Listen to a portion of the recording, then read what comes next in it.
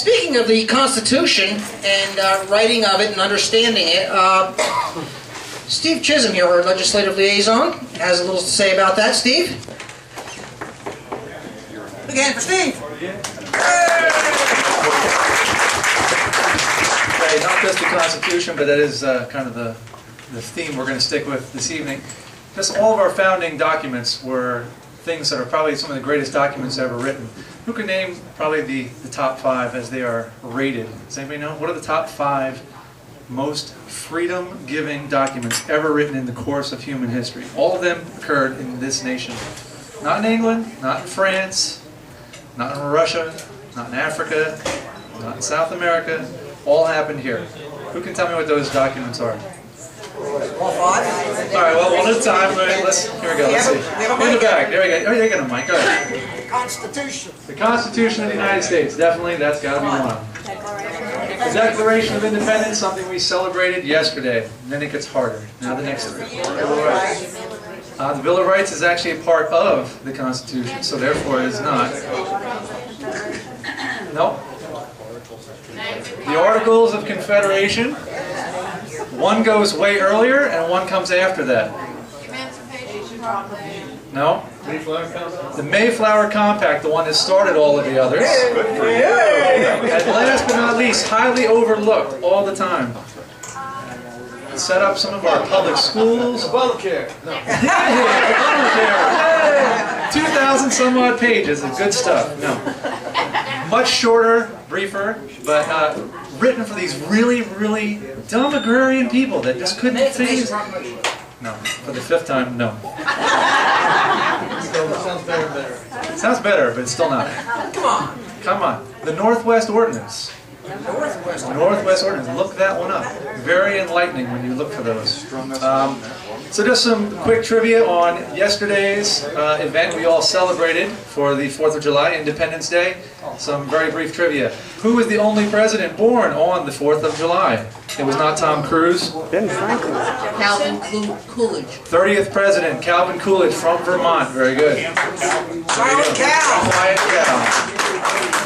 Okay, one of the first ones to actually cut back income taxes. Got this back, well, he got it back so that only 5% of the people paid. Of course, it was those darn wealthy people again, always the top 5%, paid all of our income taxes, but he rolled it back for 95% of the population. So pretty impressive. Of course, who are the only 2 presidents to die on the 4th of July? This one's a little easier. George Washington. It was Jefferson. John Adams and Thomas Jefferson. There you go. 50 years from the day of the signing of the Declaration. Actually, not. It was actually, yes, the signing of the Declaration of Independence.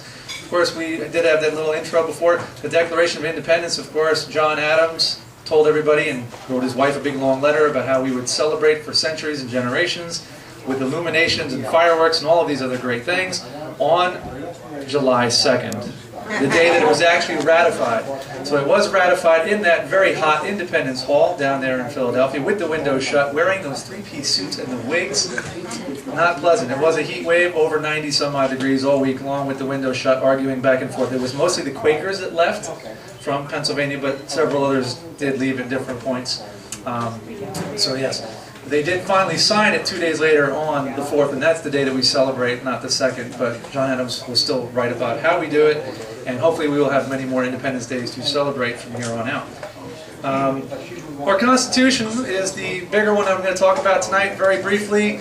The Constitution class that we are going to hold next week on Thursday, a week from tonight. David Barton's group, Wall Builders, some of you have heard of them. They have a partner group that is the Freedom Coalition. They also have a Patriot Academy, and these guys are established and put on a Constitution class. It's a full-day course or a 3-hour course. We're doing a 3-hour course next Thursday night. It'll be in Manalapan at the Quail Hill Boy Scout Lodge off of the Valley Road, right off of Route 33 in Manalapan. The directions are out there. Dan has emailed you. You need to be there. It is exceptionally great value. $25 where you're going to get a book and a class for $25. It's $35 for a couple, even better value, or you can bring the whole family for $45. So if you have teenagers or anybody else that doesn't know about it, drag them with you, kicking and screaming. They need to learn what's in this little document here that basically is supposed to ensure their freedom while they're being trampled left and right. Okay, so that agrarian society, all those lovely things, the Articles of Confederation, and of course, what were the letters back and forth that went back and forth and back and forth? The Federalist Papers, written for an agrarian society. Those dumb farmers, if you can't read that today, you're like, what? You read it 5, 6 times. People, I have people that are college educated, lawyers, they don't get it. Heck, Judge Roberts didn't know what the hell it said. Yeah. I mean, it's common sense, people. It was written for the common farmer. If the common farmer could read those documents on a regular basis, what does that tell you about our society today? We're falling behind. So tell me, why is it that when we read our Constitution, I don't know if you've looked at any of the amendments in a while, but it says, Congress shall make no law, right? Congress shall make no law. The power is not delegated to the United States. How about some of the other ones here? Shall not be construed to deny. How about the rest of them? The rights of the people to bear and keep and bear arms shall not be infringed. You notice there's a theme here. Not. No, no, no. They wrote these because they did not trust Congress. They did not trust future generations and the government. They did not trust the king. They just threw him off. They did not want Congress to have any power over the people. And yet every one of these things here somehow, our Congress has legislated rule after rule after rule saying, yeah, we can. Yeah, we can. Yeah, we can. And we, like sheeple, have said, okay, it's fine with me until it starts hurting your bottom line. And now we're to the point where we're going over the cliff. You need to learn about this document. You need to be at this class next Thursday night. You need to bring everybody you can. Who can name for me some of the 5 rights in the First Amendment? Free speech. Free speech, of course. Press. Got to have free speech and free press. Assembly. Right to assemble.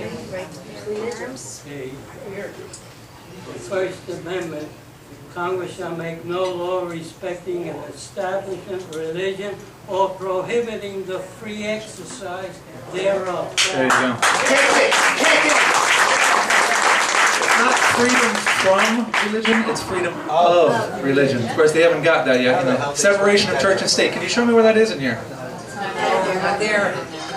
Well, no, it's got to be. It's in the Constitution. Article 43, haven't you read it? You haven't read Article 43? Oh, that's right. You're not from the Soviet Republic. That's right. The USSR has freedom. Yes, separation of church and state. It's in there. But that's, of course, the USSR, which is now dissolved. So don't ask me where we get it, but we can't have the separation of church and state. Of course, what is the most impressive, or most important, as far as I'm concerned, amendment in here? The second, because without that, the government can do whatever the hell it wants. Just like Judge Roberts says, now they can tax you for whatever purpose, whatever reason, doesn't make any difference. It's a tax, they have the right to do so. As enumerated in several other amendments, we can do what we want. Without the Second Amendment, they can do whatever they want. And because our congressmen and our founders actually feared Congress and what it might do, they put that in there. It was not to kill bunny rabbits. Well, that's a good thing. Gotta eat. That was not the purpose of the Second Amendment. It was because they were not allowing tyrants to overrun them, and that was their own Congress who they feared. Of course, we can go a little bit fast forward to 1913. Who was president in 1913? Woodrow Wilson! I hate that guy. Woodrow Wilson. At that same time, there was an amendment known as the 18th Amendment. Several of you here tonight would not be very happy about that. What was the 18th Amendment? Don't take my beer. New 18th Amendment. 1 year from the ratification of this article, the manufacture, sale, and transportation of intoxicating liquors within, the importation thereof into, or the exportation thereof from the United States and all territory shall be under the jurisdiction thereof of beverage purposes, and here are prohibited. And of course it has a couple articles. What happened a couple years later? We went to the 21st Amendment. The 21st Amendment repealed that act. Why is it still there? Why didn't they just erase it? Remind us. To remind us. That was the intelligence and the forethought and the planning of those founding fathers. It would be there as a scar to remember. Why is this amendment there? Why didn't they just erase number 18 and we'll just start over and renumber them? And we put it there because it was always there to remind future generations of the mistakes, and if we have them, we go back and we address them. These are the kind of things you're going to learn about at the Constitution class next week. It's online. Dan has sent you an email. Please register. It's $25. You need to be there. Thanks.